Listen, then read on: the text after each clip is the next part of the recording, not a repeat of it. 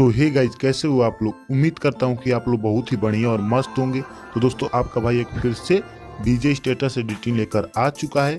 तो आप लोग इस वीडियो में अंत तक बने रहिए, क्योंकि आप लोग अंत तक नहीं बनेंगे तो आप लोग को पूरा वीडियो समझ में नहीं आएगा। तो दोस्तों, ज़्यादा बातें नहीं करते हैं, चलते हैं प्रीव्यू की तरफ।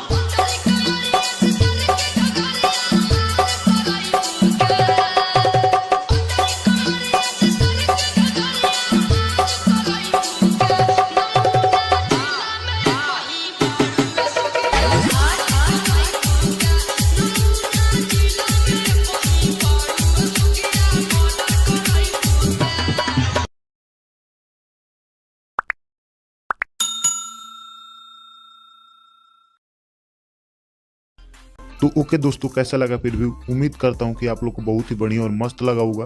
तो दोस्तों, वीडियो अच्छा लगा होगा तो लाइक, शेयर, कमेंट और सब्सक्राइब भी कर देना, और साथ में बेल आइकन भी दबा देना, ताकि मैं ऐसा न्यू डीजे स्टेटस बनाऊँ तो सबसे पहले आप तक नोटिफिकेशन पहुँचे। तो दोस्तों, आप लोग कमेंट जरूर करना। दोस्तों, आप लोग जिस सॉन्ग को हमसे डीजे स्टेटस बनवाना चाहते हैं उस सॉन्ग को आप लोग कमेंट जरूर करना।